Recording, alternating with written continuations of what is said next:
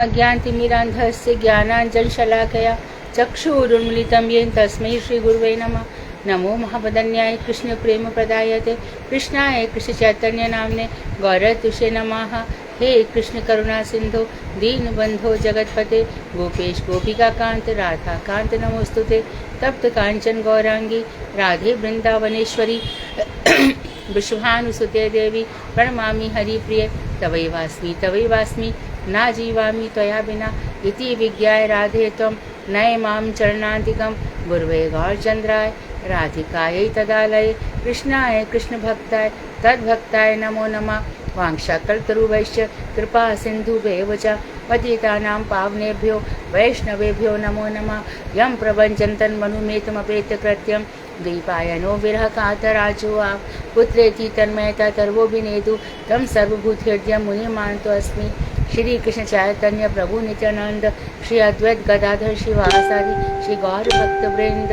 हरे कृष्ण कृष्ण कृष्ण हरे हरे हरे राम राम राम हरे। मैं सर्वप्रथम मध्य गुरु पाद्म परमाराध्यतम नित्यलर प्रविष्ट ओम विष्णुपाद अष्टोत्तर श्री भक्ति वेदांत श्री नारायण गोस्वामी महाराज मध्य शिक्षा गुरु पद्म परमाराध्यतम नित्यलर प्रविष्ट ओम विष्णुपाद अष्टोत्तर श्रीमद भक्ति वेदांत श्री वामन गोसाई महाराज के चरण सरोज में अनंत कोटि दंडवत प्रणाम ज्ञापन कर उनकी अति कृपा की वांछा करती हूँ। मैं ग्रंथ राजमणि श्रीमद भागवता मरीचिमाला तदयी रचयिता ओम विष्णुपाद सत्य श्री भक्तिविनोद ठाकुर के चरणारविंद में अनंत कोटि दंडवत प्रणाम कर उनकी अति कृपा की भिक्षा करती हूँ। मैं वैष्णवी सभी के लिए यथा योग्य बंधन अभिबंधन दंडवत प्रणाम करती हूँ। हाँ दंडवत हरे कृष्णा धन्यवाद। तो प्रश्न प्रारंभ करें।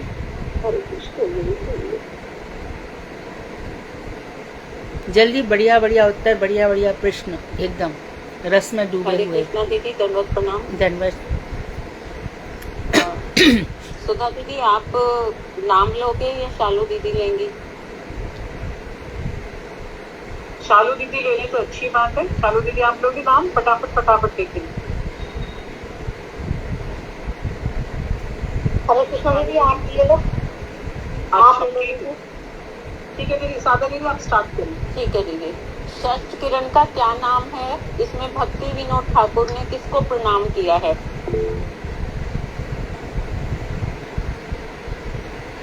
सिंपल क्वेश्चन फटाफट। सचिन शर्मा जी बोलिए। हरे कृष्णा दीदी धन्यवाद प्रणाम।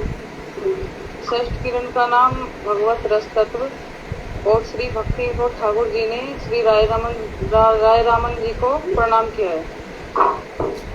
ठीक है दीदी। ये इन्होंने शशि ने पहली बार उत्तर दिया है ना?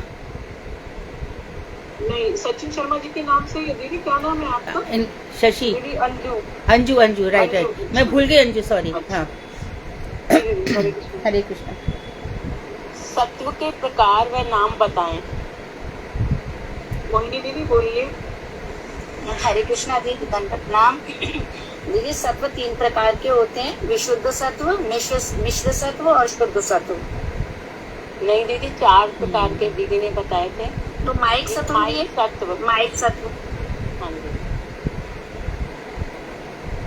निम्न उपस्थित सभासदों का रस बताइए जब श्री कृष्ण बलराम जी के साथ कंस की रंगशाला में उपस्थित हुए।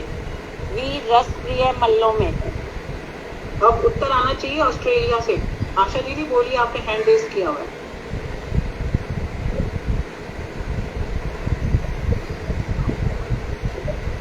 स्पीकर ऑन करिए आशा दीदी, आप बोल रहे हो।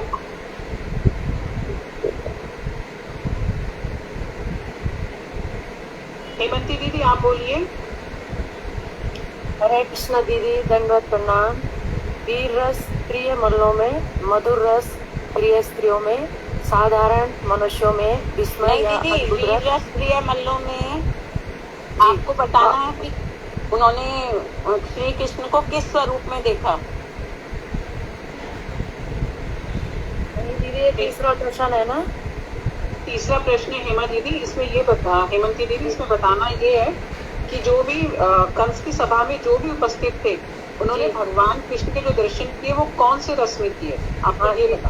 जी जैसे अद्भुत रस रहते साधारण मनुष्यों में, सख्या और वात्सल्य आध्यात्मिक सखाओं में, रौद्र रसाभास भयभीत असत राजाओं में, वात्सल्य और करुण रस माता पिता में, भयानक रसाभास भोजपति कंस में, बीभत्स रसाभास जड़ बुद्धि वाले मनुष्यों में, और दास्य रस कृष्णवंशीय पुरुषों में, और शांत रस योगियों ने परम तत्व रूप के रूप में देखा। जी अब ठीक है। सागर दीदी नेक्स्ट क्वेश्चन। इसको ऐसे बोलते तो और भी अच्छा होता कि मल्लों ने उनको वीर के रूप में देखा, है ना, ऐसे भी बोल सकते थे। माँ बाप ने उनको बालक के रूप में देखा, ऐसे भी बोल सकते थे, ऐसे भी ठीक है। भगवान श्री कृष्ण की लीला कथाओं को सुनकर रसिकों में क्या प्रतिक्रिया होती है? शौर्य शर्मा नाम से जो है वो बोलिए। शौर्य, स्पीकर ऑन करिए आप अपना। हरे कृष्ण दंडवत प्रणाम। लीला कथाओं को श्रवण करके रसिकों का आस्वादन पद पद पर उत्तरोत्तर मतलब एक के बाद एक बढ़ता ही जाता है। उन्हीं श्री कृष्ण की कथाओं के श्रवण से हम तृप्त नहीं हो रहे हैं, अर्थात निरंतर हरि कथा सुनकर भी तृप्ति होने की अपेक्षा अधिक आस्वादन पाने की आशा से हमारे उत्साह तथा आग्रह में और भी वृद्धि हो रही है। मतलब कि कथाओं से हमारा मन नहीं भर रहा है, अधिक से अधिक सुनने की आकांक्षा हो रही है। बहुत सुंदर, बहुत अच्छा आंसर। शौर्य के फोन से कौन बोल रही हैं आप? एक प्रणाम, पूजा हो रही है। पूजा, अच्छा उत्तर दिया है आपने, बहुत अच्छा। अगला क्वेश्चन है, रौद्र रस के उदाहरण बताइए। टीना झा दीदी बोलिए। हरे कृष्णा दीदी दंडवत प्रणाम। इसमें बोल रहे भगवान कह रहे हैं कि मेरे भय से पवन प्रवाहित होता है, सूर्य ताप प्रदान करता है, इंद्र वर्षा करता है, अग्नि दहन करती है तथा मृत्यु विचरण करती है। यह रौद्र रस का उदाहरण है। Very good, nice. दाम बंधन लीला का संक्षेप में वर्णन करें। योगिता दीदी आप बोलेंगी। हरे कृष्णा, योगिता दीदी बोलिए। सुना दो दाम बंधन लीला सुना दो। राधा दामोदर लीला, दामोदर लीला। हरे कृष्णा दीदी मैं बोल नहीं, योगिता दीदी अगर बोल रही है तो वो बोले, नहीं तो फिर ये बोले। हरे कृष्णा दीदी।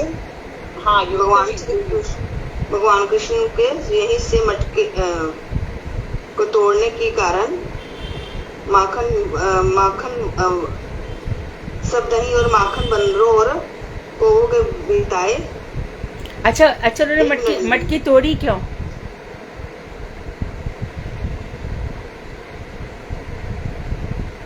मटकी तोड़ी क्यों? बोलो ना।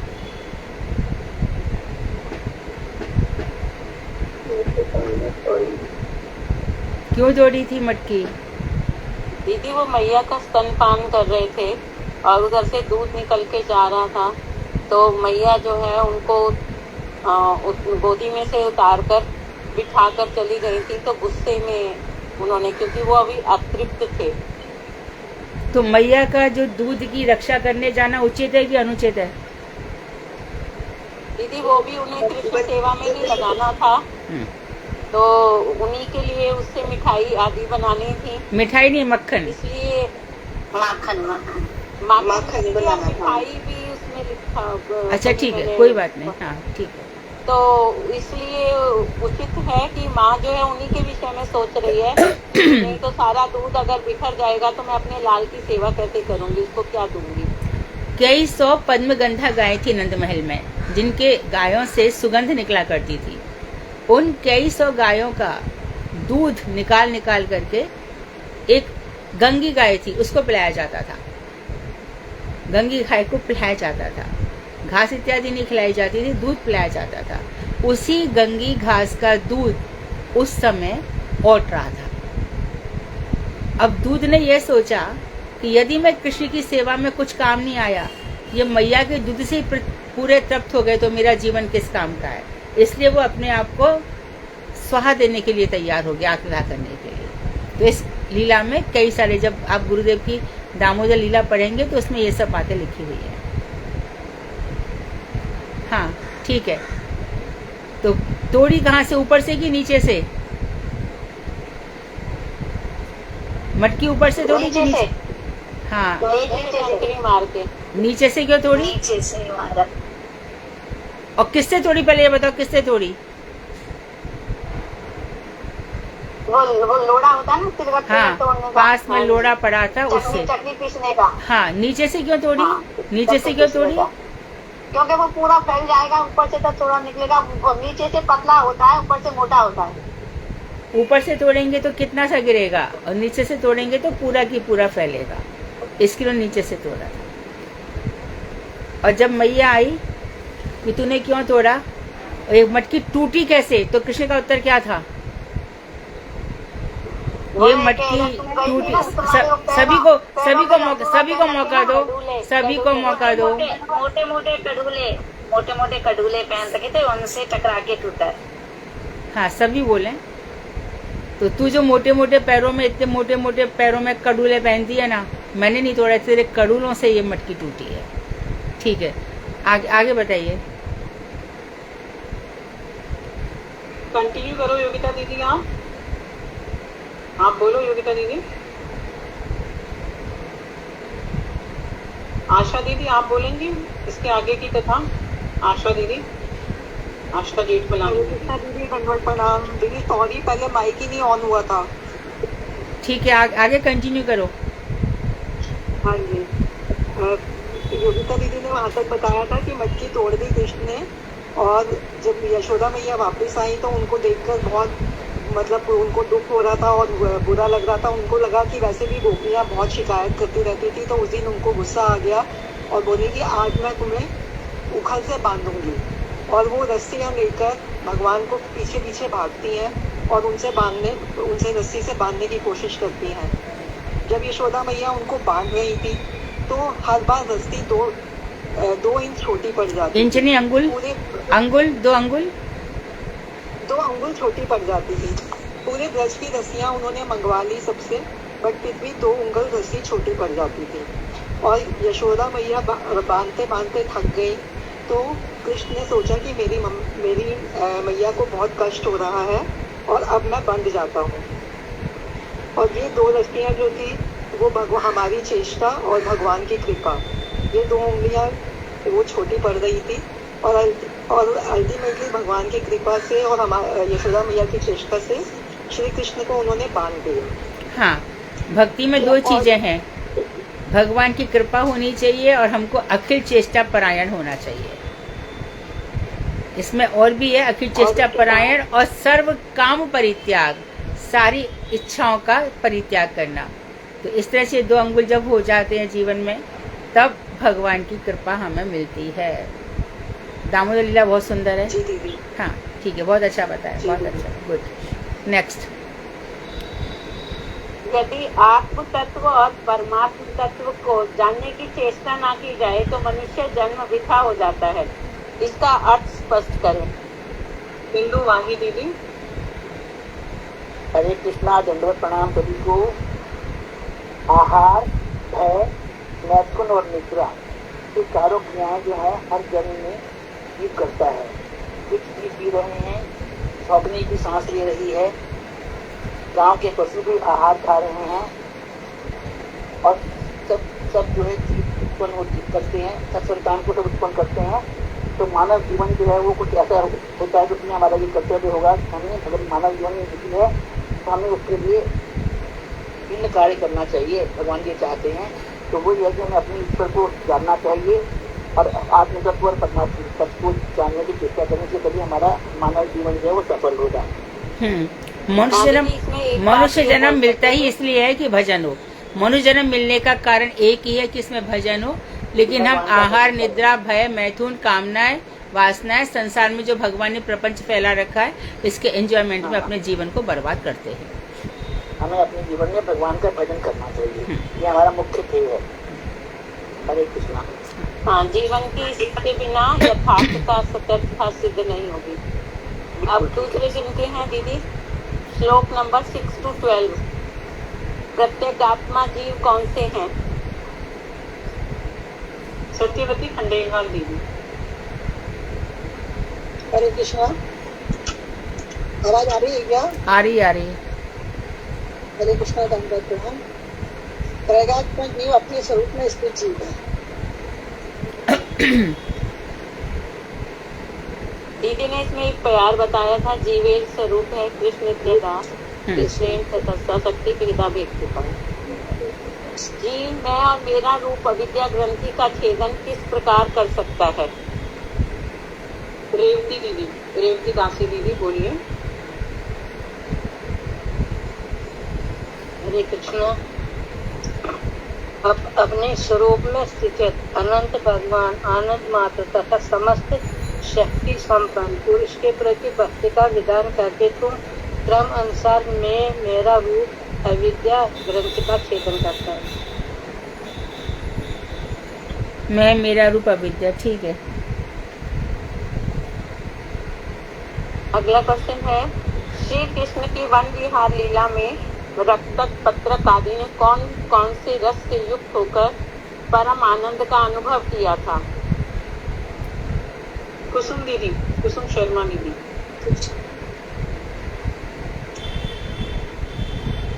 कुसुम बोलिए, आप तो उत्तर देती हैं हमेशा।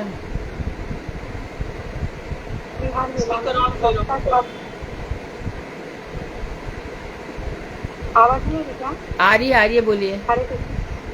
श्री कृष्ण की वन विहार लीला में रक्तक पत्रक आदि राष्ट्र रस में युक्त सुकृति पुण्यशाली भक्तों ने योग माया का आश्रय किए हुए परदेवता श्री कृष्ण के साथ ब्रह्म सुख अर्थात परमानंद का अनुभव करते हुए विहार किया था।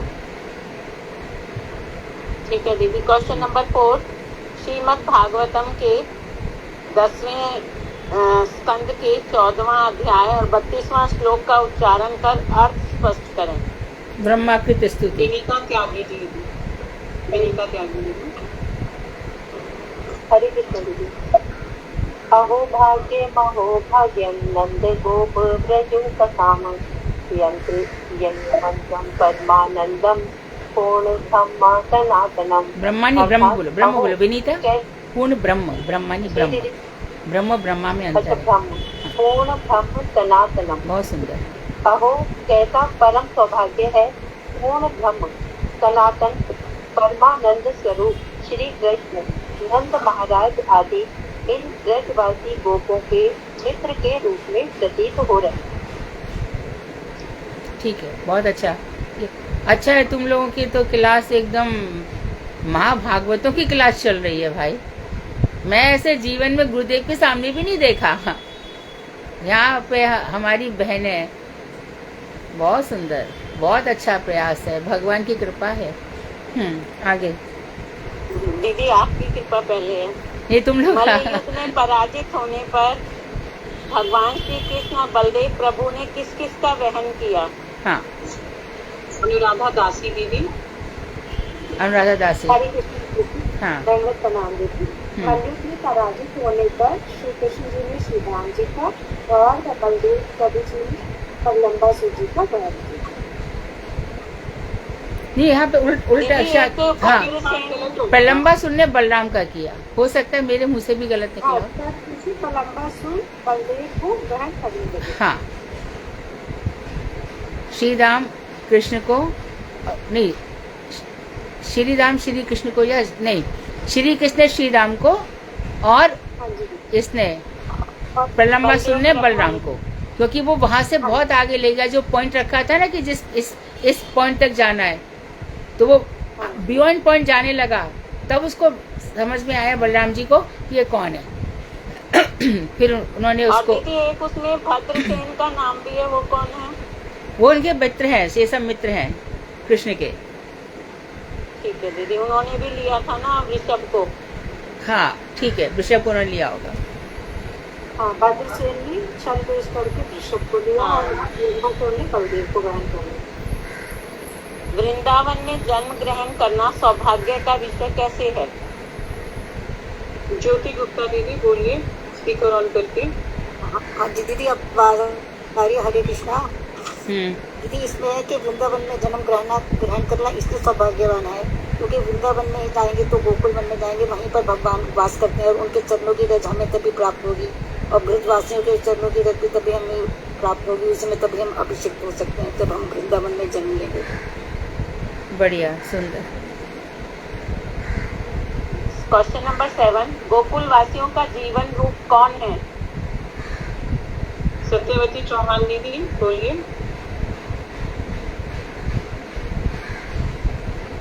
हरे कृष्णा दीदी मैं बोली। सत्यवती चौहान दीदी को बोलने दीजिए प्लीज, जिनका नाम लिया। अगर उन्होंने हरे कृष्णा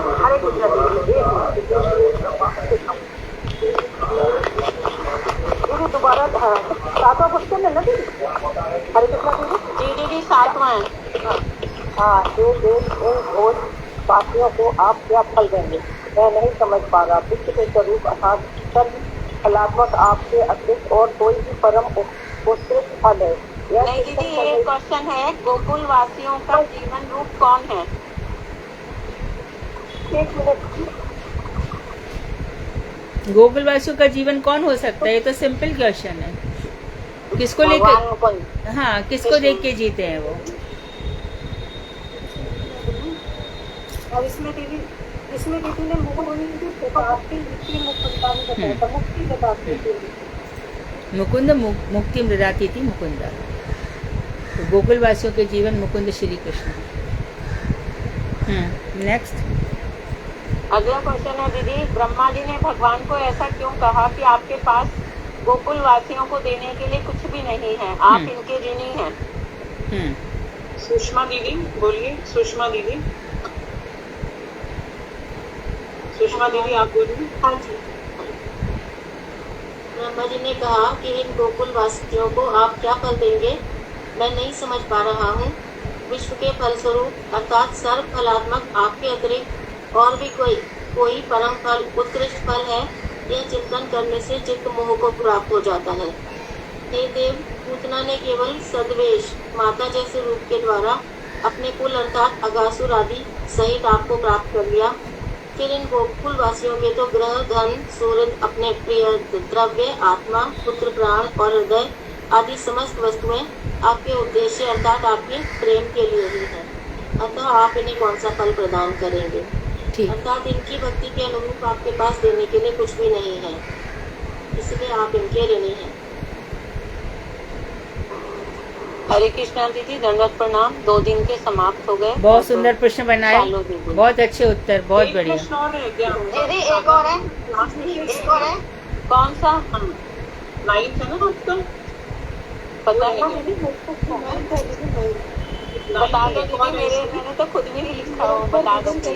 मैं लास्ट में निरंतर भजन करने वालों के लिए एक मौत पुरुषार्थ क्या है? 9। अनिता दीदी आप बोलिए। अनिता दीदी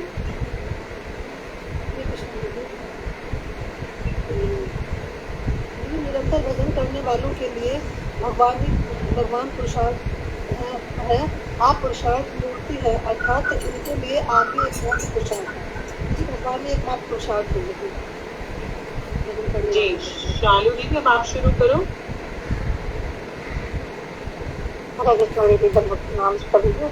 धन्यवाद। क्वेश्चन नंबर 1, वात्सल्य रस के उदाहरण में श्री सुखदेव गोस्वामी दीक्षित महाराज से क्या कह रहे हैं, वर्णन करें। ललिता देवी दासी दीदी बोलिए। ललिता दीदी आप जवाब देंगी या मैं किसी और से पूछूं? हरे कृष्णा दीदी, दंडवत प्रणाम। जी बोलिए। दीदी, मात्र तुल्य गोपियां कृष्ण को पुत्रवत स्नेह करती थी, इसलिए गोपियां भी इस संसार में फिर से आने की उनकी संभावना नहीं रहती है। इस संसार रूपी अज्ञानता की माया से उनको छुटकारा मिल जाता है। हरे कृष्ण दीदी। ठीक है दीदी। शालू दीदी नेक्स्ट। क्वेश्चन नंबर 2, परम आनंद के साथ बलराम और श्री कृष्ण की कथा श्रवण करते हैं, उन्हें कौन सा दुख अनुभव नहीं होता? शैला दीदी, शैला खंडेलवाल दीदी बोलिए। हरे कृष्णा, दंडवत प्रणाम। नंदादि को परमानंद के साथ बलराम कृष्ण की कथाओं में निमग्न रहा करते थे, इसलिए उन्हें संसार दुख कभी अनुभव नहीं हुआ। द्रोणादि का भी वैकुंठ में गमन हुआ था, किंतु गोलोकीय नंदादि के विषय में उनका भी वापस संसार दुख में आना नहीं हुआ। ठीक है। नंबर 3, उनकी महारानी भगवान श्री कृष्ण के बचपन की कौन सी लीला को बार बार स्मरण करती है, श्लोक के द्वारा समझाइए। श्यामा दीदी आप जवाब देंगी, आप उत्तर देंगी, बोलिए। अपनी स्मृति न कृष्णो मांतरम सुहृद सखिया गोपाल व्रज आत्मनाथ नाथम गावो वृंदावनम गिरी। अहो श्री कृष्ण, हम लोगों को अपनी माता को, सुहृद सखाओं को, अपने व्रज को, गैयों को, वृंदावन को और गिरिराज गोवर्धन को वह स्मरण करती।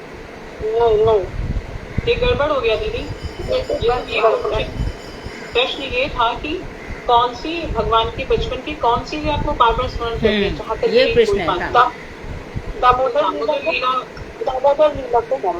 हाँ, तो अब वो श्लोक बोलना है, यहाँ पे उसका अर्थ बताना है। आप उसको वो श्लोक बोलते हैं। श्लोक मेरी दामोदर लीला तो नहीं है उसमें, ये तो काजल वाली वो लीला है, वो कौन सी दामोदर कर रही है दीदी? नहीं है तो रज्जू से बांधा था, है तो काजल बहा था, कभी तो काजल बहा था, रज्जू से बांधा था।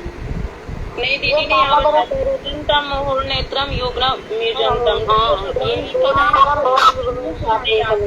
दीदी प्लीज सब एक एक करके बोलिए, कुछ भी समझ में नहीं आ रही। श्यामा दीदी वो श्लोक बोलो और उसका अर्थ बताओ आप प्लीज। दीदी श्लोक मुझे याद नहीं है इस टाइम। हाँ, कोई बात नहीं। कार्तिक महीने में रोज गाना पड़ता है ये श्लोक। कार्तिक मास दामोदर मास है, इस कार्तिक में रोज गाओगी तो याद हो जाएगा। नमामीश्वरम सच्चिदानंद। हाँ, रुदंतम मुहुर नेत्र, किसको याद है? कोई भी गाओ।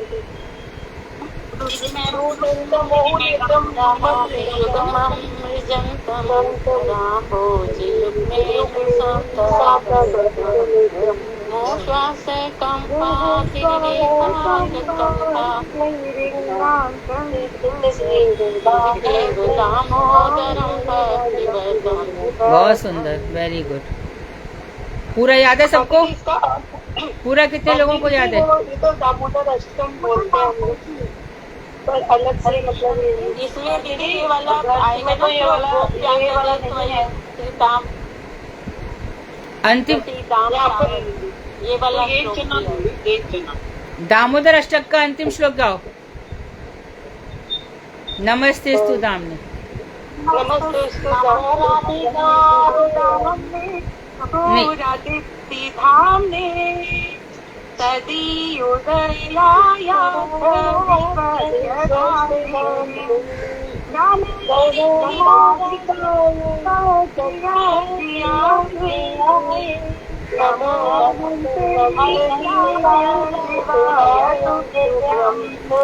चलो बढ़िया हो गया।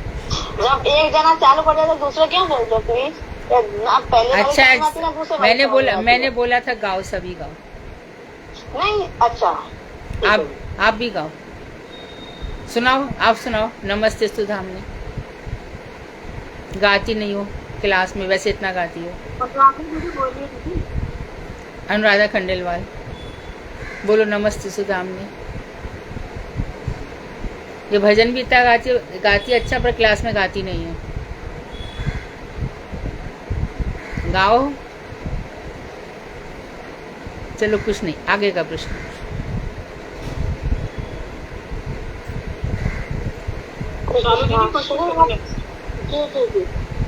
क्वेश्चन नंबर 4, श्रीमद् भागवतम के 10वें अध्याय के 10वें स्कंद के 46वें अध्याय आएगा ही बीच में श्लोक। अध्याय 18वां पहले स्कंद आएगा, फिर अध्याय आएगा, फिर श्लोक आएगा। इस क्रम में चलते हैं ये नंबर। अच्छा, 10वें अध्याय के 40वें श्लोक के 18वें श्लोक के द्वारा पहले गोपियां उद्धृति। स्कंद अध्याय श्लोक। ओके, दोबारा से बोल रही हूँ। श्रीमद् भागवतम के 10वें अध्याय के 40वें 10वें स्कंद के 10वें स्कंद के आप बोल दूंगी 10वां स्कंद 46वां अध्याय 18वां श्लोक। इसके द्वारा गोपियां क्या पूछ रही हैं? रूबी दीदी आप बोलो जवाब प्लीज। हरे कृष्ण दीदी, मैंने एक भी नहीं बोला दीदी, हमें भी मौका दो। इसलिए आपका नाम है, आप बोलो। गोपियां कह रही हैं उद्धव से कि कृष्ण हम लोगों को, अपनी माताओं के सुहृद सखाओं को, अपने ब्रज को, गायों को, वृंदावन को और गिरिराज गोवर्धन को क्या कभी स्मरण करते हैं? गोपियां उद्धव से कह रही हैं। ठीक है ना? ठीक है, हाँ जी ठीक है। नेक्स्ट क्वेश्चन शामिल करें, जल्दी पूछो। हरे कृष्णा। श्लोक number 5, question number 5। Shri Narad मुनि भगवान श्री कृष्ण की कौन सी लीला को देखकर मन ही मन क्या विचार कर रहे हैं? गुंजा दीदी आप जवाब दीजिए, आपके पास तुरंत आ गया होगा डेफिनेटली। स्पीकर ऑन करिए। हरे कृष्णा दीदी, मैं आउट ऑफ स्टेशन हूँ। मैंने अभी ग्रंथ अध्ययन भी नहीं किया, मेरी क्लासेस भी छूटी हुई थी क्योंकि यहाँ मैं वृंदावन में हूँ, यहाँ पे इंटरनेट आता नहीं है। मैंने कभी कभी क्लास अटेंड कर पाती हूँ, कभी कभी नहीं कर पाती हूँ। कोई बात नहीं, कोई बात नहीं।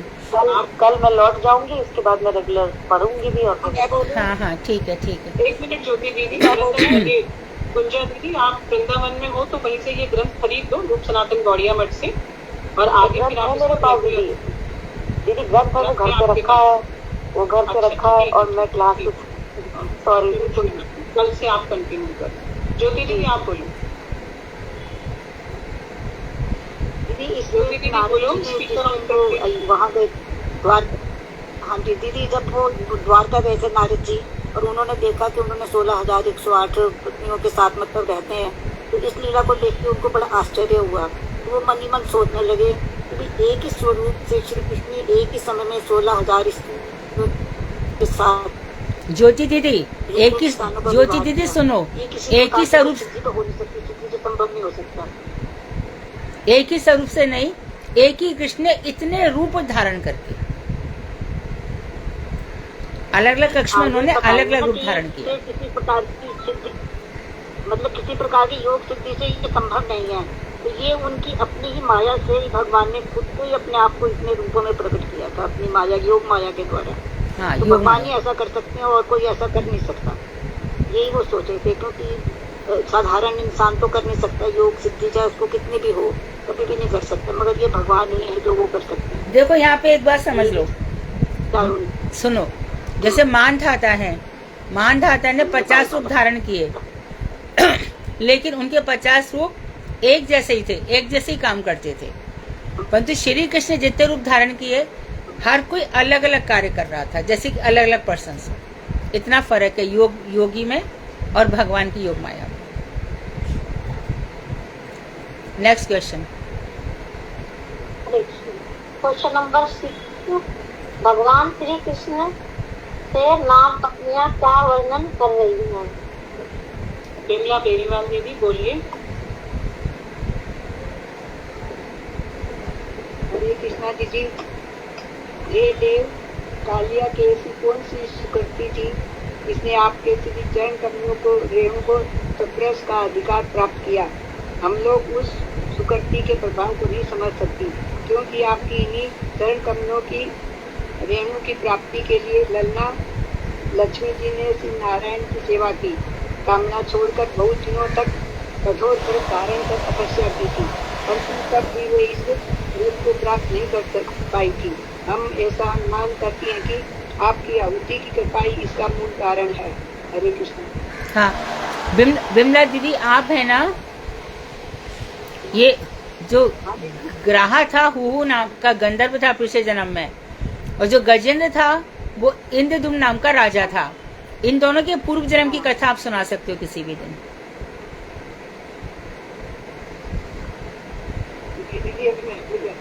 मतलब वो कथा सुना सकती हूँ? हाँ हाँ, किसी भी दिन जब आपका मन हो कौन सी बोले दीदी, कौन सी कथा?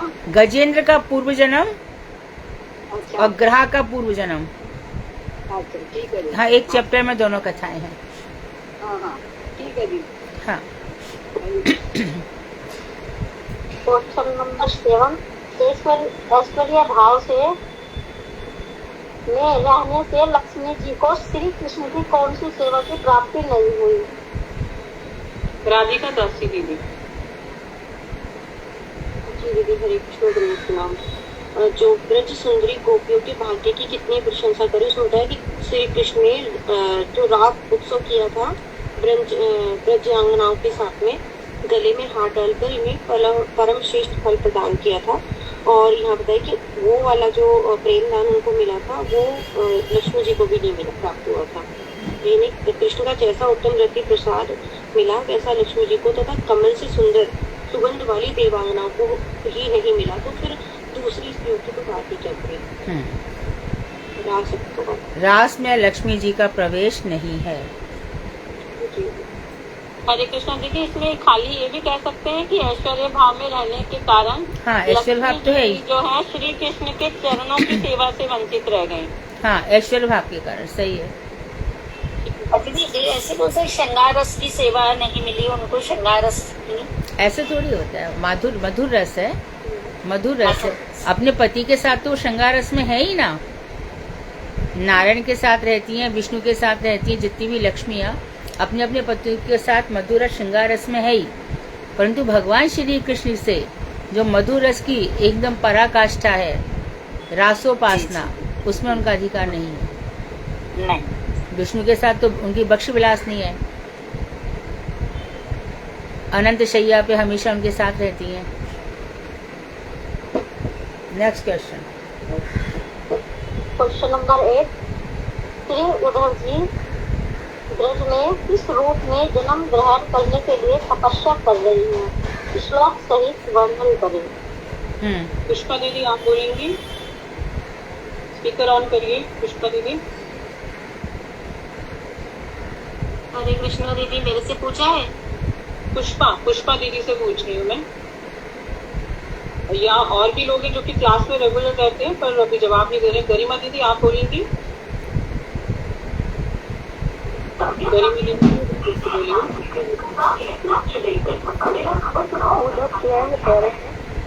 वृंदावन में गुण लता और में से कोई भी एक जन्म प्राप्त करके उनके श्री चरण कमलों की सेवा कर सकूं, ऐसा मेरा सौभाग्य होगा। क्योंकि इन जनक सृजन अतः सती पुत्र पिता आदि और आर्य पर अतः धर्म और आदि मर्यादा के त्याग कर सूत्रों द्वारा अन्वेष में कृष्ण पत्नी का भजन किया, अर्थात जिसे परम प्रेम प्रदानकारी इस कर्मों की प्राप्ति किया है। तो यहाँ गुरु लता और इनके रूप में जन्म ग्रहण करना चाह रहे हैं। हरे कृष्ण जी ठीक है गरिमा दीदी, लेकिन आपके पीछे ना काफी बैकग्राउंड में डिस्टर्बेंस आ रहा है। अपना स्पीकर ऑफ कर दीजिए प्लीज। स्पीकर ऑफ कर दीजिए। अब ये नेक्स्ट क्वेश्चन जो भी है उसका जवाब किसी नाम से मैसेज भी नहीं है ना, कोई मैसेज भी नहीं है। हरे कृष्ण दीदी, इस क्वेश्चन को आप बोल दो, नहीं तो फिर डिस्टर्ब हो जाएगा। ये क्वेश्चन जो है ना दीदी, ये नवा क्वेश्चन, ये ऑलरेडी अब आ गया है इसमें। लेकिन अभी गरिमा दीदी ने वो श्लोक नहीं बोला। इसमें श्लोक भी था ना कि उद्धव जी किस रूप में जन्म लेना चाह रहे हैं ब्रज में, वो श्लोक भी बताएं। गरिमा दीदी आप बोलोगे, लेकिन बैकग्राउंड थोड़ा नॉइज हो रहा है आपके, जो उसको कम करके वो श्लोक बोलोगे आप। पेज नंबर 109 में शायद आपको कुछ ग्रंथ है तो।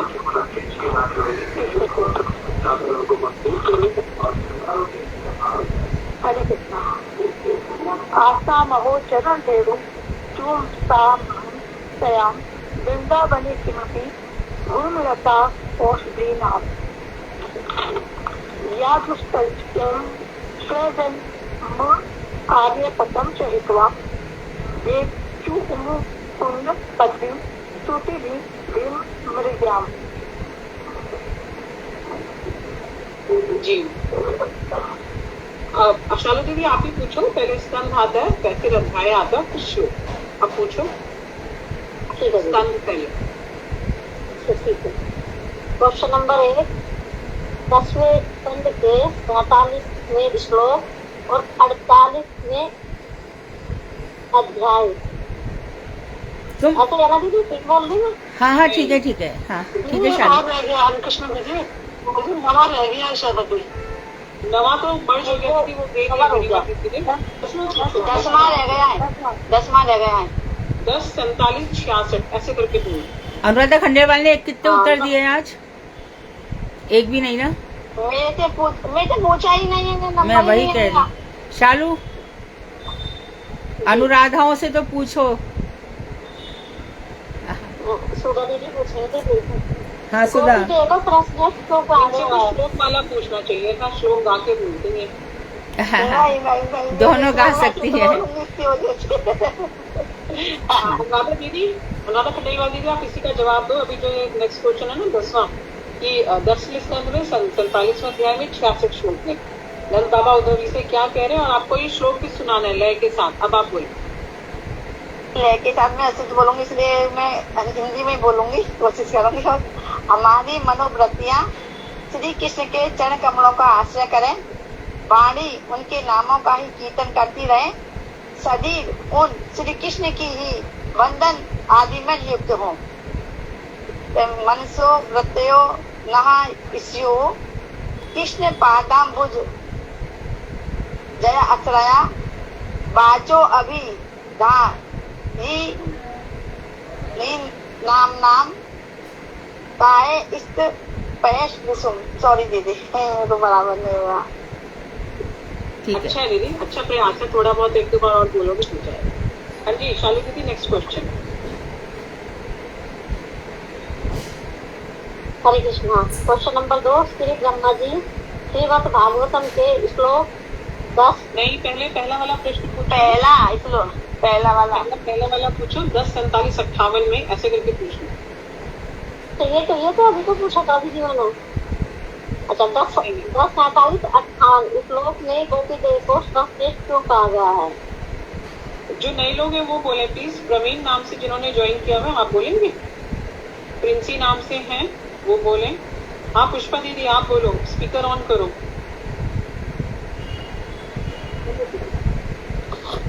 हेलो जी, सॉरी। जी ब्रह्मा जी, गोपी जी, ये वाला पहला क्वेश्चन है दीदी। हाँ जी हाँ जी जी।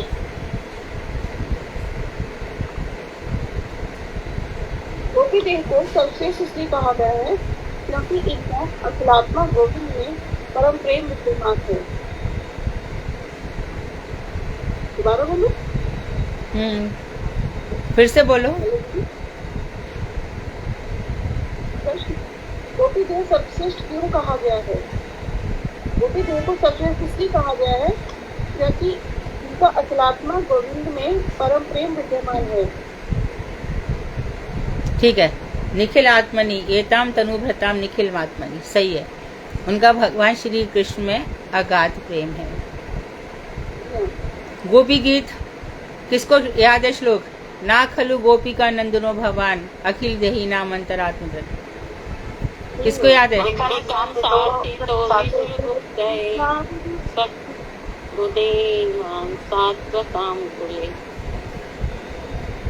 किसी को याद नहीं है? ये अभी बोला है दीदी जी साधना ने, ना खलु गोपिका नंदना भगवान अखिल देवी नाम अंतरात्म।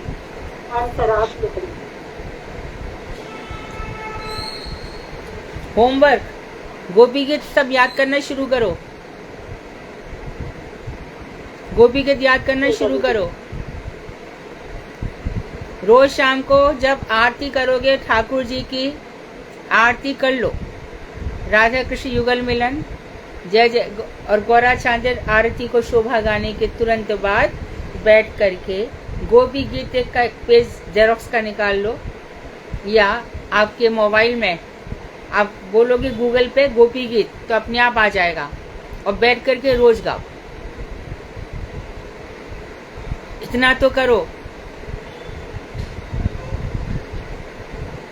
आराम से भगवान की आरती कर दी, उसके बाद कितना ज्यादा से ज्यादा मैक्सिमम 10 मिनट लगेंगे गाने में मैक्सिमम, बाद में आदत पड़ जाएगी तो 6 या 7 मिनट में हो जाएगा। ट्यून तो सबको आती ही है। जयति तेधिकाम जन्मना व्रज शयत इंदिरा शाश्वतत्र ही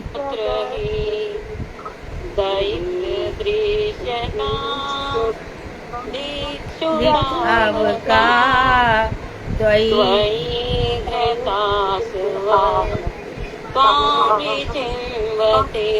हाँ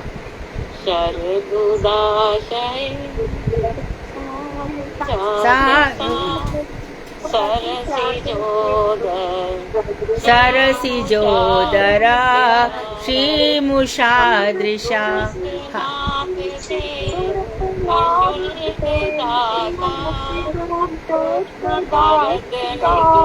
तो ने बहुत सुंदर, वेरी गुड। किम हाँ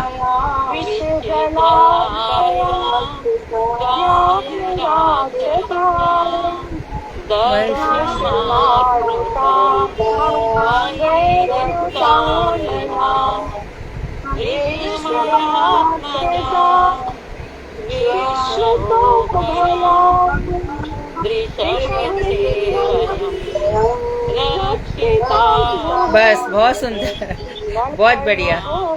हाँ बस बस बस बहुत सुंदर।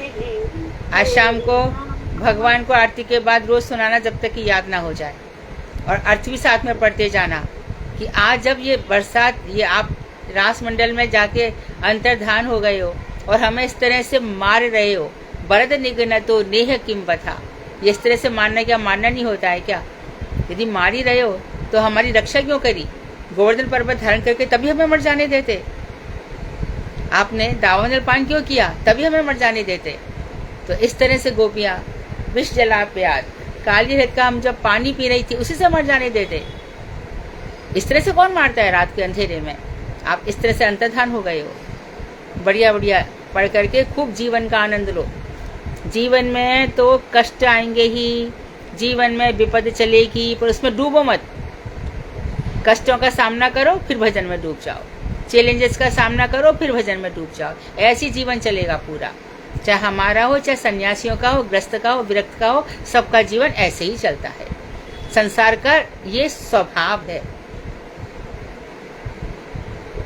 तो हो, निकलो फिर अपना भजन करो, फिर देखेंगे, सामना करेंगे, फिर भजन करो। ऐसे सबको जीना पड़ेगा। तो बहुत सुंदर। नेक्स्ट। हरे कृष्ण। हाँ। श्री ब्रह्मा जी श्रीमद् भागवतम के श्लोक 10वें स्कंद के 14वें श्लोक 31 तुम है ना, सुनो सुनो सुनो शालू, तुम 10, 14, 31 ऐसे करके बोलिया करो। अच्छा मैं कहीं ना कहीं भूल हो जाऊंगी। 10, 14, 31 भगवान श्री कृष्ण की स्तुति करते हुए क्या कह रही हैं? मंजू दीदी आप जवाब देंगी? मंजू दीदी के नाम से जिन्होंने ज्वाइन किया हुआ है, या CA नाम से जो है लिखे हैं यहाँ पर। प्रिंसी डायरेक्ट क्वेश्चन है, कोई ट्विस्ट भी तो नहीं है। आप पढ़ोगे तो बोल दोगे, डायरेक्ट क्वेश्चन है, खाली रीड ही तो करना है आपको। प्रवीण नाम से जो है वो बोलिए। आप इससे कोई बोलिए प्लीज। आप लोग वो हैं जो कि रेगुलर रहते हैं। हंसा दीदी आप बहुत दिनों बाद आए हो। हंसा दीदी आप जवाब दोगी? हरे कृष्णा दीदी, दंडवत प्रणाम दीदी। आज ना दो दीदियों का मैंने नाम कल आपसे बोला था, उनके पास अभी बुक आई नहीं, तो जैसे ही आ जाती है तो वो मतलब कर देंगे। आज वो पहली बार ही उन्होंने ज्वाइन किया था। वो किस नाम से है दीदी? दीदी एक परवीन नाम से है, एक शामली दासी करके। मैंने आपको फोन नंबर भेजा था ना, तो आप हाँ शामली का तो ठीक है, प्रवीण अच्छा कोई बात नहीं। तो CA हरे कृष्णा दीदी, जवाब दे दें।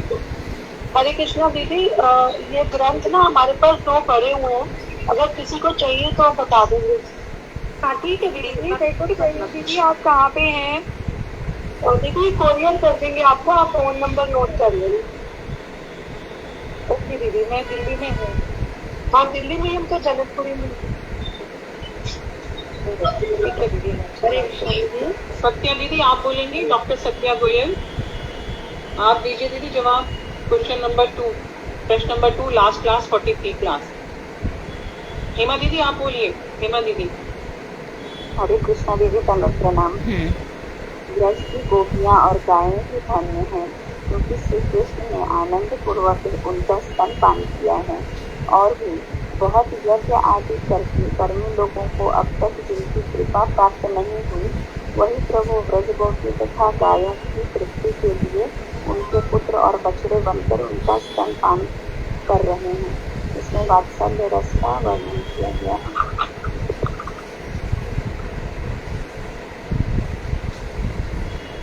हरे कृष्णा। अगला क्वेश्चन दीदी। हाँ जी, हाँ जी, पूछो। क्वेश्चन नंबर 3, मथुरा की रमणियां ब्रज गोपियों के विषय में क्या वर्णन कर रही हैं और श्री कृष्ण भगवान की किस माधुरी का वर्णन कर रही हैं? मैं बोलूं? बोलिए कुसुम दीदी। कुसुम दीदी बोलिए। हरे कृष्ण दीदी, गोपियों ने ऐसी कौन सी तपस्या की थी जिससे अपने मित्रों के द्वारा श्री कृष्ण की अनन्य सिद्धि अर्थात स्वभाव सिद्धि, अक्षय मोक्ष, लावण्य सारमय रूप माधुरी का पालन करती थी। श्री कृष्ण का यह रूप सौंदर्य में प्राप्त है और क्षण क्षण में नव नवायमान रूप में प्रकाशित होता है तथा यह स्त्री एवं ऐश्वर्य का एकांत धाम स्वरूप अर्थात आत्मा है। नेक्स्ट क्वेश्चन चालू दीदी। हाँ, क्वेश्चन नंबर 4, ब्रज की गोपियां दिन कार्य करती हुई नेत्रों में अश्रुधारा के साथ कृष्ण विषय कौन सा गीत गाया करती थी, गाकर बताई। सुनाओ, मोहिनी सुनाओ। और कोई ना बोले, सिर्फ अनुराधा मंडल का दीदी बोल दी। मोहिनी दीदी। मोहिनी बोल रही है। दीदी मैं गाना मैं सुना दूंगी और मैं बता रही हूँ उसका आंसर। हरे कृष्णा दीदी, ब्रज गोपियाँ गोदोहन करते समय, मूसल से धान आदि कूटते समय, नदी मंथन। हरे कृष्णा दीदी, हाँ वो आप भजन करोगी तो उसमें सारे ही क्रमवार से ही हैं। ठीक है, तो मैं ठीक है दीदी, फिर मैं सीधा भजन ही बोल देती हूँ। हरे कृष्णा। हे कृष्ण हे यादव हे सखेती, गोविंद दामोदर माधवेति, गोविंद दामोदर माधवेति, गोविंद दामोदर माधवेति। डारी मथानी दधि में किसी ने, तब ध्यान आयो दधि चोर खाई। गद गद कंठ पुकारती है, गोविंद दामोदर माधवेति। हैली पिटी आंगन नारी कोई, गोविंद आओ मम ग्रह खेले। ध्यानस्थ में यही पद गा रही है, गोविंद दामोदर माधवेति।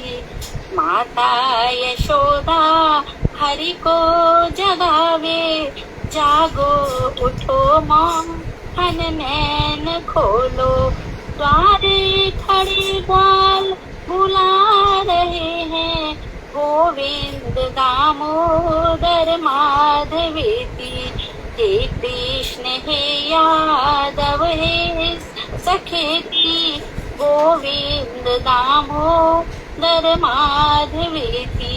विद्यानुरागी निज पुस्तकों में, अर्थानुरागी धन संचयों में। यही निराली ध्वनि गा रहे हैं, गोविंद दामोदर माधवेति। लेके करों में दोहनी अनोखी, गोदुग्ध काढ़े अवला नवेली। गोदुग्ध धारा संग गा रही है, गोविंद दामोदर माधवेति। बहुत सुंदर। फिर अगली दफे कभी फिर पूरा सुनाना, बहुत अच्छा प्रयास है, बहुत सुंदर। दीदी 3-4 लाइनें और हैं, वो बोलूं कि अभी नहीं बोलूं? फिर नेक्स्ट टाइम पे सुनाओ। ठीक है दीदी। बहुत सुंदर। हाँ। नेक्स्ट लोग। Hare Krishna. Question number 1। Next question. भगवान श्री कृष्ण के वेणुवाद को श्रवण कर संध्या के समय ब्रज रमणियां क्या करती थी? निशा दीदी, निशा गुप्ता दीदी। हरे कृष्णा दीदी, जब श्री कृष्ण ब्रज से गोचारण के लिए जाते थे और संध्या काल में जब घर लौट कर आते थे, उस समय ग्वाल बालों की मंडली में वेणु वादन किया करते थे। तो उस वेणुनाद को श्रवण करके जो ब्रज रमणियां थी वो अति शीघ्र अपने घर से बाहर आ जाया करती थी मार्ग पर, और मार्ग भी अपनी अट्टालिकाओं पर चढ़ जाती थी, महलों के ऊपर, इमारत अपने अपने घरों के ऊपर चढ़ जाती थी। जी दीदी, और श्री कृष्ण का दर्शन किया करती थी। अगला प्रश्न। हरे कृष्ण दीदी। हाँ जी ठीक है दीदी, नेक्स्ट पूछो शालू दीदी। Question number 6। भगवान श्री कृष्ण ने अपनी चित्त शक्ति के द्वारा कौन से लोक में किन स्त्रियों के साथ विहार आदि किया था? आशा दीदी, आशा जेठमलानी दीदी।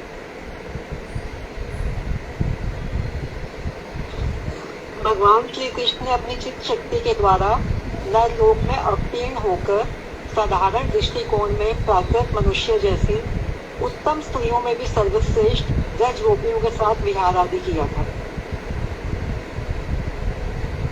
नेक्स्ट शालू दीदी।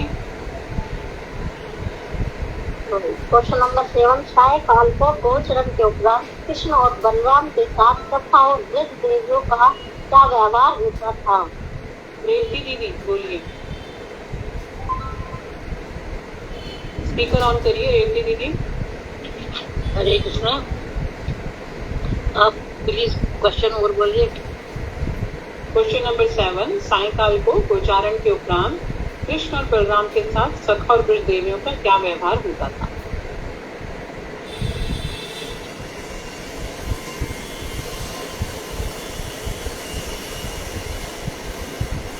मैं किसी और से पूछूं अगर आप जवाब पूछिए। विनीता दीदी आप बोलो।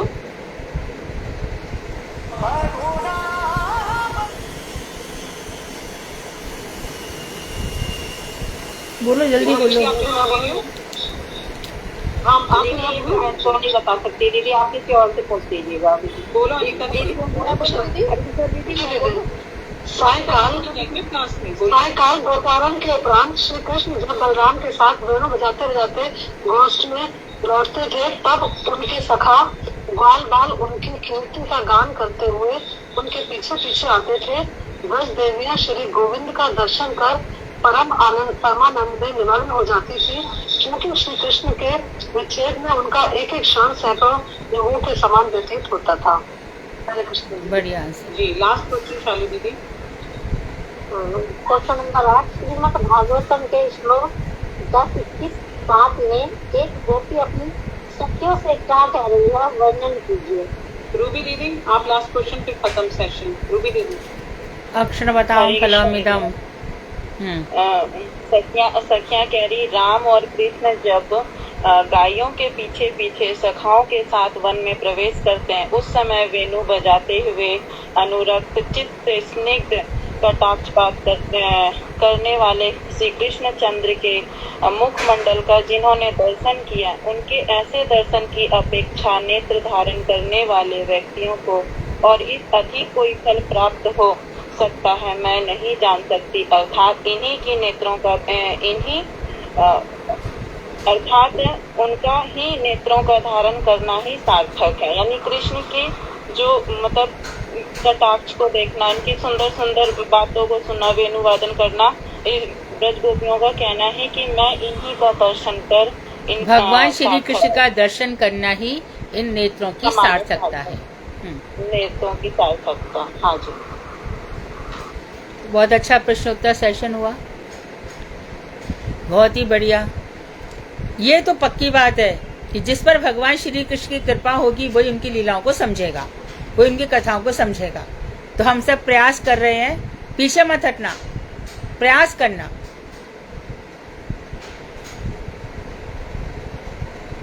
तब हाँ दीदी मुझे ना वो क्रम सिखाओ, उस पर मैं श्लोक का क्रम नहीं बोल पाती, मैंने लिख दिया है, उसे मैं अपने दिमाग में सेट कर लूंगी।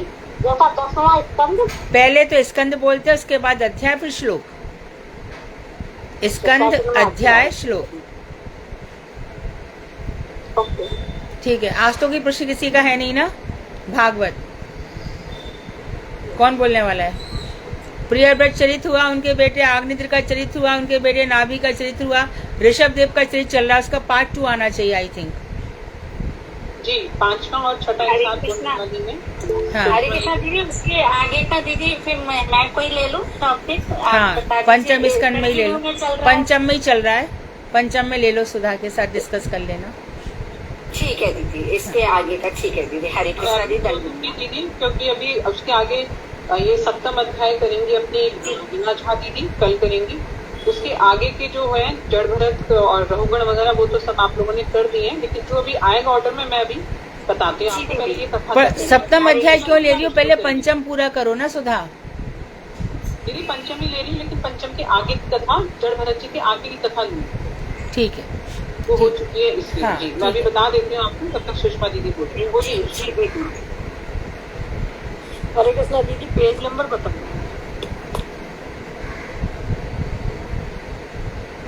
पेज नंबर 45 to 65 है पंचम स्कंद, अध्याय 5 और 6 की कथा, लेकिन समरी भी बताऊंगी अध्याय 1 से लेकर 4 तक की।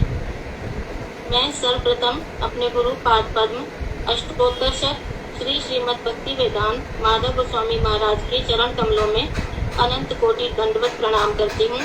तत्पश्चात अपने परम गुरुदेव अष्टोत्तर श्री श्रीमद् भक्ति वेदांत नारायण गोस्वामी महाराज एवं समस्त रूपानुग गुरु वर्ग के चरण कमलों में अनंत कोटि दंडवत प्रणाम करती हूँ। मेरे शिक्षक गुरु श्री अजय कृष्णदास प्रभु जी, श्री राधानाथ प्रभु जी व भागवताचार्य श्रीमती मधु खंडेलवाल दीदी के चरणों में दंडवत प्रणाम। कक्षा में उपस्थित सभी वैष्णवियों को भी यथा योग्य दंडवत प्रणाम।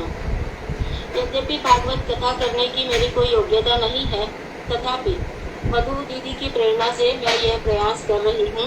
आशा है आप मेरी त्रुटियों को क्षमा करेंगे तथा भविष्य के लिए मार्गदर्शन भी देंगे। सबसे पहले 4 अध्यायों की कथा संक्षेप में। स्वयंभू मनु के द्वितीय पुत्र प्रियव्रत के वंश में का वर्णन हुआ है। महाराज परीक्षित ने सुखदेव गोस्वामी से पूछा कि महाराज, प्रियव्रत तो परम भागवत थे, सदैव आत्मानंद में विभोर रहते थे, फिर वे गृहस्थ धर्म में किस प्रकार लीन हो गए व श्री कृष्ण में उनकी अविचल भक्ति बनी रही। सुखदेव गोस्वामी ने कहा कि जिनका चित्त श्री हरि के मकरंद में आविष्ट हो जाता है, वे संसार भोग आदि बाधाओं के आने पर भी भगवान की लीला कथा रूपी पदवी को नहीं छोड़ते। नारद जी के चरणों की सेवा करते करते वे दिव्य ज्ञान रूपी दीक्षा लेने ही वाले थे कि उनके पिता स्वयंभू मनु ने उन्हें राज्य शासन की आज्ञा दी। उसके पश्चात ब्रह्मा जी ने भी महाराज प्रियव्रत को उपदेश दिया तथा कहा कि भगवान के चरण कमल का आश्रय लेकर तुम काम, क्रोध, लोभ, मोह, मद, मात्सर्य को जीत चुके हो, तो अब गृहस्थ आश्रम में रहकर प्रभु के दिए हुए भोगों को भोगो। बाद में सब कुछ छोड़कर वन में जाकर श्री हरि की आराधना करना। प्रियव्रत महाराज ने अपने पितामह ब्रह्मा जी के आदेश का पालन करते हुए प्रजापति विश्वकर्मा की पुत्री परहिष्मति से विवाह किया और 10 पुत्र आग्नेत्र, इद्मजिह्व, यज्ञबाहु, महावीर, हिरण्यरेता, घृतपृष्ठ, सवन, मेधातिथि, नीतिहोत्र, कवि एवं एक पुत्री ऊर्जस्वती को जन्म दिया। इन पुत्रों में से 3 पुत्र कवि, महावीर व सवन ने संन्यास ग्रहण किया। प्रियव्रत की दूसरी पत्नी से उत्तम, तामस और रैवत उत्पन्न हुए। ये तीनों 3 मनवंतरों के अधिपति बने। 11 अरब वर्षों तक पृथ्वी का शासन करने के बाद एक बार उन्होंने देखा कि सूर्य लोकालोक पर्वत तक किरणों को बिखराते हुए सुमेरु की प्रदक्षिणा करते हैं। उस समय पृथ्वी के आधे भाग में प्रकाश व आधे में अंधकार रहता है। उन्होंने सोचा कि समस्त पृथ्वी पर एक साथ प्रकाश कर देंगे। इसलिए उन्होंने सूर्य के समान वेगवान रथ पर सवार होकर पृथ्वी की 7 परिक्रमाएं कर डाली, जिससे 7 समुद्र बने और पृथ्वी 7 भागों में विभक्त हो गई, जिससे 7 द्वीप बने। ये 7 द्वीप जम्बू, प्लक्ष, शालमली, कुश, क्रौंच, शाक एवं पुष्कर कहलाए। ये द्वीप परिमाण के अनुसार क्रमशः एक दूसरे से दुगने हैं और समुद्र के बाहरी भाग में चारों दिशाओं में फैले हुए हैं। ये समुद्र लवण, इक्षु, मदिरा, घृत, दधि, दुग्ध और जल से पूर्ण है। महाराज प्रियव्रत ने अपने 7 आज्ञापालक पुत्रों अग्निद्र, इद्मजिह्व, यज्ञबाहु, हिरण्यरेता, घृतपृष्ठ, मेघातिथि व वीतिहोत्र को इन द्वीपों का राजा बना दिया। भगवान की कृपा से आत्म स्वरूप की उपलब्धि होने पर मन में विषयों से वैराग्य हो गया और उन्होंने सब कुछ त्याग दिया। पिता प्रियव्रत की आज्ञा से उनके पुत्र आग्नेत्र जम्बू द्वीपवासी अपनी प्रजाओं का अपनी संतान के समान पालन करने लगे। एक बार आग्नेत्र पुत्र कामना से मंदराचल की घाटी में तपस्या के लिए एकाग्र चित्त होकर ब्रह्मा जी की आराधना कर रहे थे। उसी समय पूर्व चित्ती नामक एक अप्सरा उनके समीप आई। वहाँ के सुरम्य वातावरण में पूर्व चित्ती ने उनके मन को मोह लिया और वे काम के वशीभूत हो गए। उन्होंने उस अप्सरा से मधुर मधुर वार्तालाप किया और बहुत डिटेल में आप बहुत डिटेल में बता रहे हो ना इतना, और थोड़ा शॉर्ट में बोलो। बाकी जो है अब जो आज बोलना है वो बड़ा बोलो। ये सब आज वाला बोल दो दीदी। हाँ आज वाला ही बोलते हो, काफी सुना है हमने। ठीक है।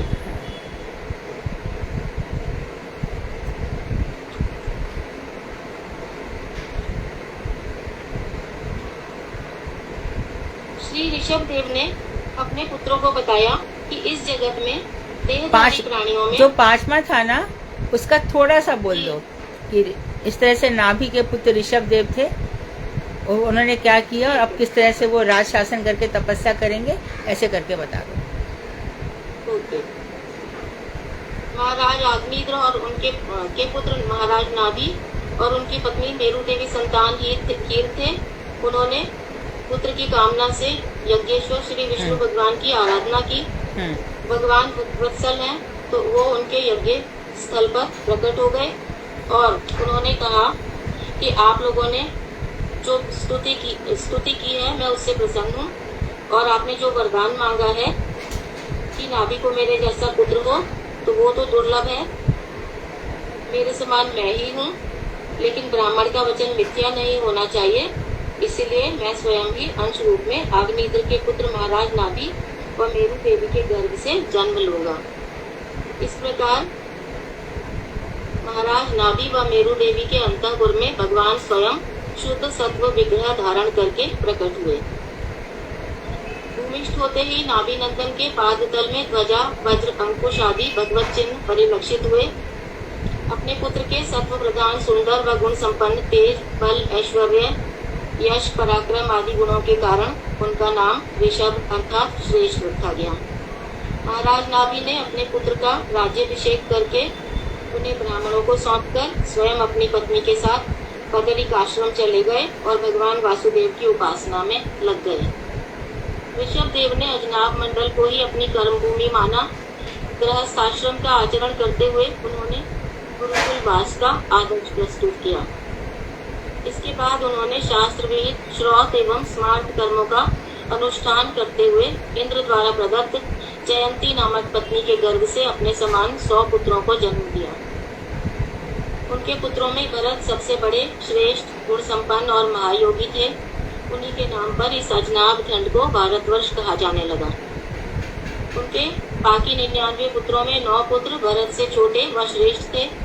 9 पुत्र श्रीमद् भागवत के प्रामाणिक प्रचारक होने के कारण महाभागवत थे। बाकी 81 पुत्र अपने पिता की आज्ञा पालन करने वाले विनीत, वेद निपुण, यज्ञ परायण थे। ये कर्मकांडी ब्राह्मण बन गए। ऋषभदेव भगवान के आवेशावतार होने के कारण स्वतंत्र पुरुष थे व सच्चिदानंद स्वरूप थे। उन्होंने ब्राह्मणों के द्वारा बताई हुई सामादि विधियों का आश्रय लेकर प्रजा पर शासन किया। उन्होंने 100 बार भगवान विष्णु की आराधना की। उनके शासनकाल में कोई भी व्यक्ति किसी दूसरे से कभी कुछ नहीं मांगता था।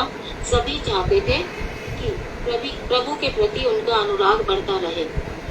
एक बार भगवान ऋषभ देव भ्रमण करते हुए ब्रह्मावर्त पहुँचे। वहाँ श्रेष्ठ ब्रह्मर्षियों की सभा चल रही थी और उन्होंने देखा कि उनके सभी पुत्र बड़े मनोयोग से उपदेशों को सुन रहे थे। उनके पुत्र संयत चित्त और प्रणय विनय आदि गुणों से युक्त थे। फिर भी उन्होंने अपने पुत्रों को तत्वपूर्ण उपदेश दिए, जिससे वे शासन प्रणाली में प्रशिक्षित हो सके। श्री ऋषभ देव ने अपने पुत्रों को बताया कि इस जगत में देहधारी प्राणियों में नश्वर मानव देह को प्राप्त करके दुखदायी विषयों का भोग करना उचित नहीं है। ये भोग तो कुत्तों व सुअरों को भी प्राप्त हो जाते हैं। ये उपदेश अच्छे से बताओ कि पिता अपने पुत्रों को क्या समझा रहा है। हाँ जी। इस देह से भगवान की सेवापूर्ण तपस्या ही उचित है। इससे अंतःकरण शुद्ध होता है और ब्रह्मानंद की प्राप्ति होती है। यह आनंद अपार और अनंत है। उन्होंने पंडितों की 2 प्रकार की उपासना बताई, ब्रह्मोपासना व भगवत उपासना। पांडित्यपूर्ण सेवा से ब्रह्म सायुज्य रूप मुक्ति व साधनानुसार भगवत पार्षदत्व प्राप्त होता है। उन्होंने बताया कि जो समदर्शी हैं, भगवान में निष्ठा युक्त हैं, क्रोध रहित हैं, सभी के हित में लगे रहते हैं, वे महापुरुष हैं। जो मुझ में अर्थात ऋषभ देव में सौहार्द स्थापित करके मेरे प्रति प्रेम को ही पुरुषार्थ मानते हैं, विषयी जनों की असत वार्ता से दूर रहते हैं तथा धन जन स्त्री पुत्र आदि में रुचि नहीं रखते, वे महत् पुरुष कहलाते हैं। इंद्रिय तर्पण के उद्देश्य से जीव पाप कर्म में रत होता है, जिसके कारण जन्म जन्मांतर तक कष्टदायक शरीर प्राप्त होता है। जब तक जीव मैं कौन हूँ यह जानने की इच्छा नहीं करता, तब तक उसे अविद्या से उत्पन्न दुख प्राप्त होते रहते हैं। आत्मा का स्वरूप आवृत होने के कारण पाप पुण्य आदि कर्मों में रुचि रहती है, जिससे देह बंधन प्राप्त होता है। इस प्रकार मन कर्मों के अधीन हो जाता है। जब तक भगवान वासुदेव से प्रेम नहीं होता, तब तक जीव को देह बंधन से छुटकारा नहीं मिलता। उन्होंने बताया कि विषय सुख की चेष्टाएं अनर्थकारिणी हैं। जब तक जीव अपने स्वरूप को भूलकर मैथुन सुख प्रदान घर आदि में आसक्त रहता है, तब तक अनेक प्रकार के क्लेशों को भोगता रहता है। स्त्री पुरुष के संबंध का भाव दुर्भेद्य हृदय ग्रंथि स्वरूप बताया, उसी से ही मैं और मेरा बुद्धि स्वरूप भोग होता है। और उन्होंने बताया कि जब यह हृदय ग्रंथि शिथिल होती है तो मैं और मेरा का अहंकार दूर हो जाता है और परम पद की प्राप्ति होती है। उन्होंने अपने पुत्रों को यह भी बताया कि उन्हें अपने गुरुदेव व मुझ में अर्थात ऋषभ देव में एकांतिक भक्ति, विषय भोग आदि में अरुचि, ठंडा हो या गर्म सबको समान रूप से सह लेना, इस लोक व परलोक में मिलने वाले सुख व दुख आदि के बारे में विचार, एकादशी आदि व्रतों का अनुष्ठान, काम्य कर्मों का त्याग, भगवत आराधना रूपी कर्म करना व भगवान से संबंधित कथाएं सुनना, साधु संग करना, भगवान का गुण कीर्तन करना, सभी प्राणियों को समान समझना, किसी से बैर न करना, हर्ष और शोक में विचलित न होना, मैं और मेरा की बुद्धि को त्यागना, शास्त्रों का अभ्यास, मन प्राण व इंद्रियों का दमन, ब्रह्मचर्य का पालन तथा व्यर्थ की बातों से दूर रहना चाहिए। इन उपायों से हृदय ग्रंथि का भलीभांति छेदन हो जाएगा। फिर उन्होंने बताया कि हमारा हितैषी कौन है। जो शुद्ध भक्ति के उपदेशों से मृत्यु रूपी संसार से रक्षा नहीं करता, वह गुरु नहीं है। वह स्वजन पिता माता पति देवता होने योग्य नहीं है। जो जीव की संसार से रक्षा नहीं कर सकते, उनको अनर्थों से छुटकारा नहीं दिला सकते, ऐसे लोगों का उसी प्रकार परित्याग कर देना चाहिए जैसे महाराज बलि ने शुक्राचार्य को, विभीषण ने रावण को, प्रहलाद ने अपने पिता हिरण्यकशिपु को, भरत ने माता कैकेयी को त्याग दिया था। मैंने अपना शरीर अपनी इच्छा से पाया है। मैं कर्माधीन नहीं हूँ।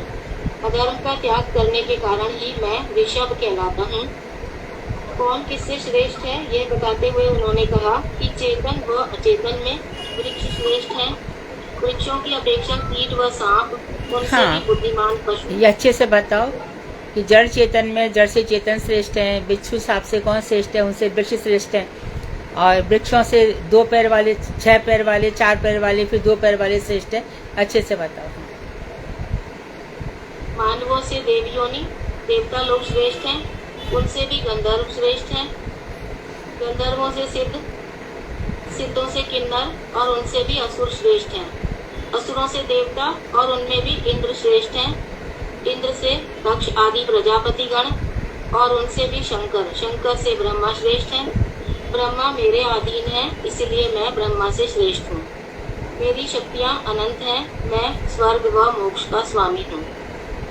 ईर्ष्या, द्वेष आदि का परित्याग करके सभी का सम्मान करना ही मेरी पूजा है। मेरी आराधना के बिना मृत्यु पाश से छुटकारा प्राप्त नहीं किया जा सकता।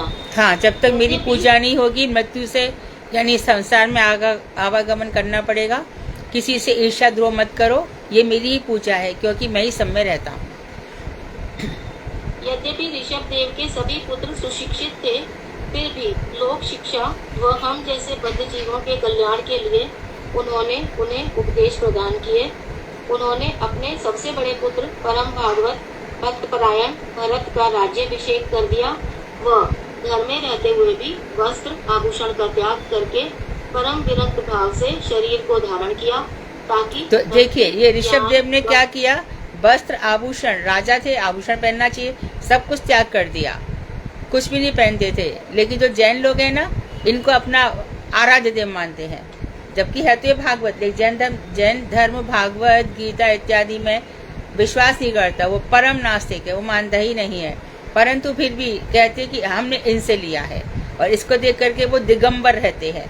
कुछ तो श्वेतांबर होते, सफेद वस्त्र पहनते हैं। दिगंबर का अर्थ क्या है? कोई वस्त्र नहीं पहना, अर्थात दिशाएं जिनके वस्त्र हैं, ऐसे दिगंबर।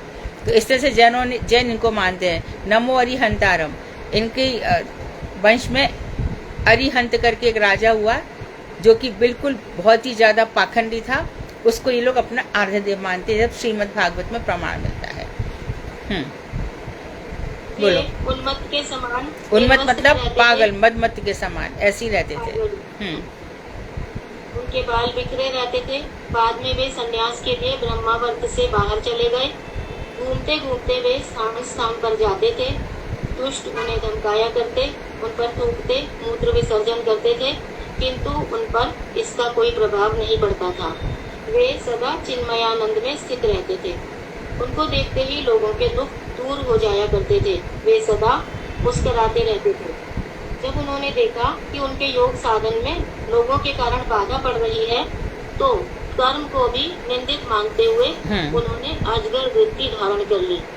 अजगरवती, जो अजगर कुछ करता नहीं है, अजगर करे ना कुछ, अजगर कुछ नहीं करता है। अजगरवती मतलब कर्म को भी छोड़ दिया उन्होंने। पंछी करे ना काम, दास मलुका कह गए सबके दाता राम। राइट, हाँ, सबके दाता राम। लेटे लेटे ही वे खाते पीते व मलमूत्र त्याग करते, उसी में लोटपोट हो जाते थे। मलमूत्र में ही। और ये ध्यान रखना, इनके मलमूत्र की सुगंध किलोमीटर तक सुगंध निकलती थी उसमें से। भगवान के भक्तों में मलमूत्र में भी दुर्गंध नहीं आती है। पसीने वसीने की तो बात छोड़ दो, इतना ज्यादा। और देखो लोग उन पर मलमूत्र त्याग रहे हैं, लेकिन इतने चिन्मय हो गए कि उनको इन चीजों का असर ही नहीं होता था। ऐसे भक्त लोग होते हैं, दीनता की इतनी सीमा होती है। उसके पश्चात उन्होंने गौवृत्ति, मृगवृत्ति व काकवृत्ति भी धारण की और उसी प्रकार खाते पीते व मलमूत्र त्याग करते थे। गौवृत्ति मतलब जैसे गाय नीचे से खाती है।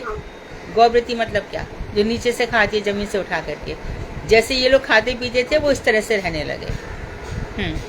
अंत में राजा परीक्षित ने पूछा कि आत्मा राम के तो ज्ञानाग्नि से संपूर्ण कर्म बीज नष्ट हो जाते हैं, योग ऐश्वर्य आदि उनके समीप होने पर भी कष्टप्रद नहीं होते, तो ऋषभ देव ने उन्हें योग और ऐश्वर्य को स्वीकार क्यों नहीं किया? सुखदेव गोस्वामी ने बताया कि जिस प्रकार पहेलिया अपने जाल में पकड़े हुए शिकार पर विश्वास नहीं करता कि कहीं वह भाग न जाए, इसी प्रकार चंचल मन पर विश्वास नहीं करना चाहिए। चंचल मन पे विश्वास नहीं करना चाहिए। इंद्रियां बड़ी चंचल हैं, कब अपना रूप दिखा देंगी पता नहीं चलता है। एक बहुत बड़े राधा कुंड में रहते थे और 64 इयर्स के थे। He has written so many books, English devotee हैं, बहुत बड़े, बहुत नाम नहीं बोलूँगी, बहुत बहुत पूजे जाते हैं और 52 इयर्स की रशियन लेडी से शादी कर ली। इसलिए इंद्रियों पे विश्वास मत करो, मन पे विश्वास मत करो, कंट्रोल करो। ये भागेगा, ये बाहर निकलेगा, इसको आराम नहीं है, इसको विषय चाहिए ही चाहिए।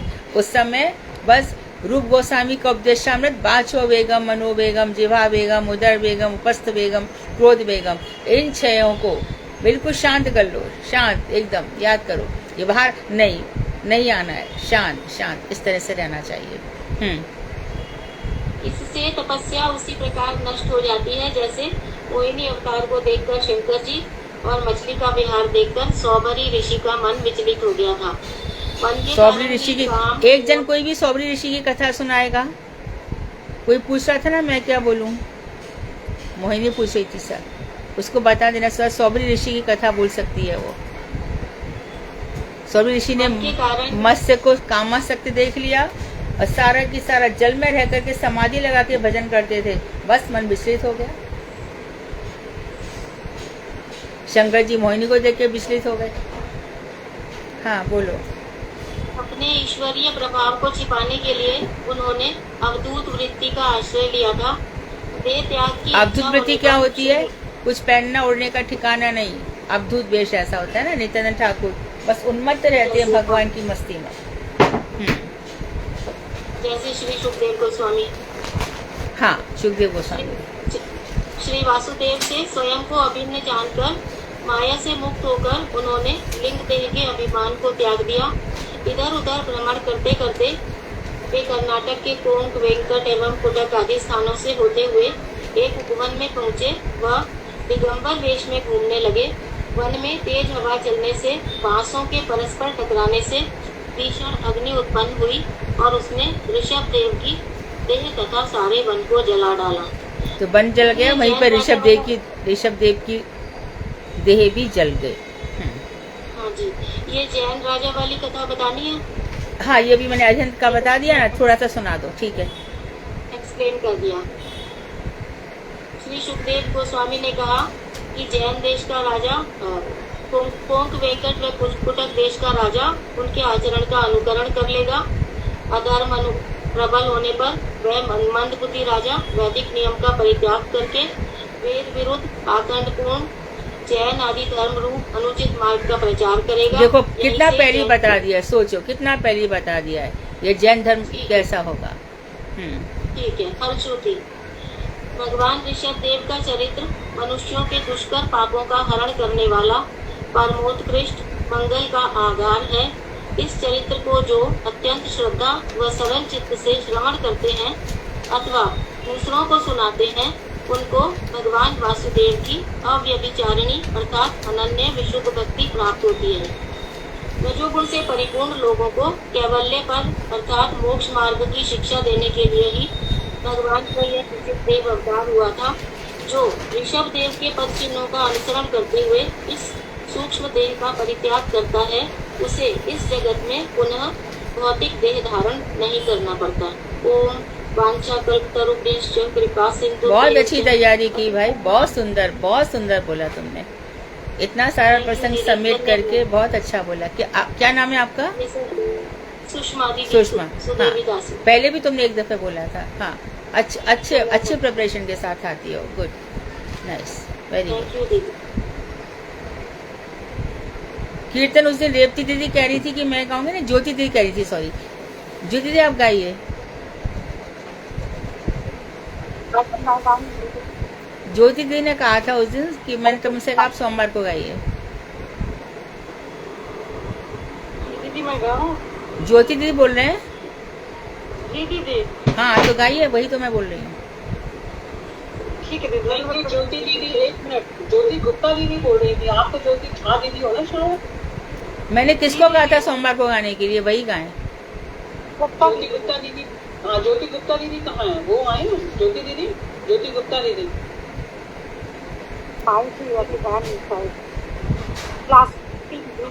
तो मुझे भारती भी कह रही थी गाने के लिए। भारती तुम हो यहाँ पर? बहुत दिन हो गया मेरा बुलाया। कौन बोल रहा है? कुसुम बोल रहे हो ना दीदी? हाँ तो ठीक है, कोई नहीं तो कुसुम आप गाइए। अरे और जरा वो उषा दीदी की तबीयत ठीक नहीं है, उन्होंने आप सबसे निवेदन किया है कि उनके लिए भगवान से प्रार्थना करें कि वो जल्दी ठीक हो जाएं। उषा दीदी की थोड़ी सी तबीयत ठीक नहीं है उनके। हरे कृष्णा दीदी। हाँ। राधा भजन ज्योति मोती नाही हेला, कृष्ण भजन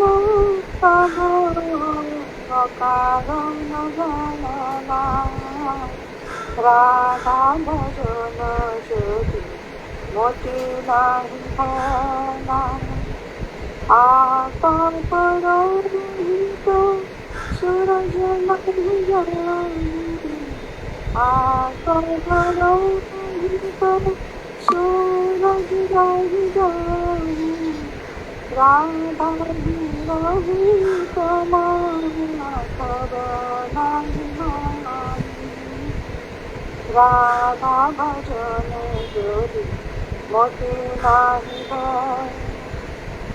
केवल माधव पूजन तो जानी, केवल माधव पूजन तो जानी, राधा अनाद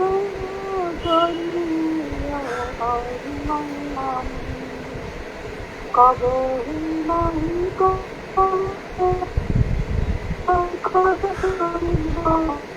कबो ही नहीं को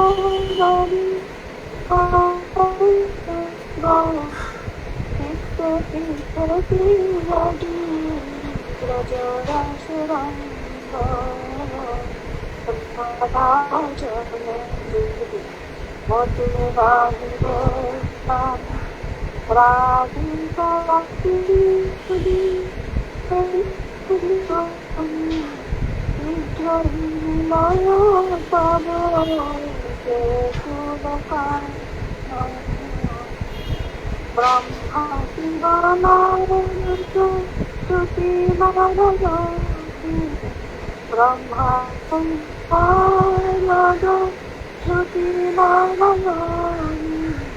राधे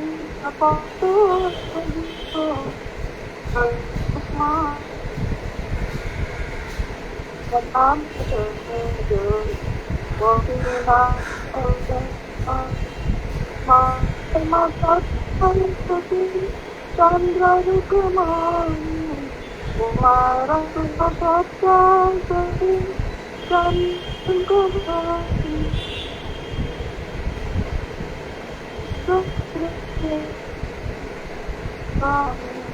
राधा अवतारो सबे हेलो राधा परिचर्या साकर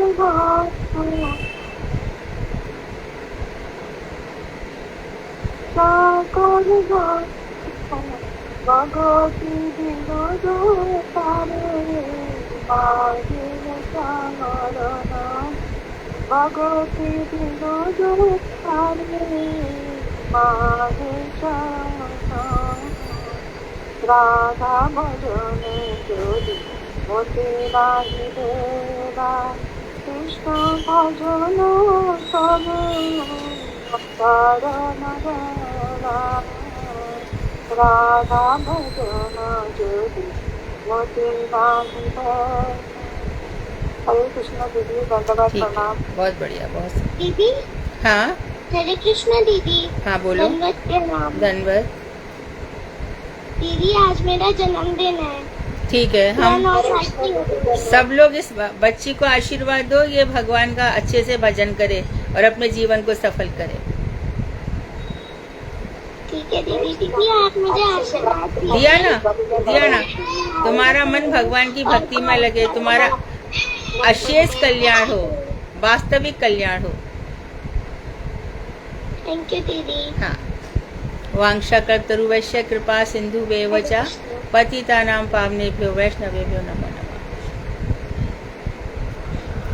हरे कृष्ण।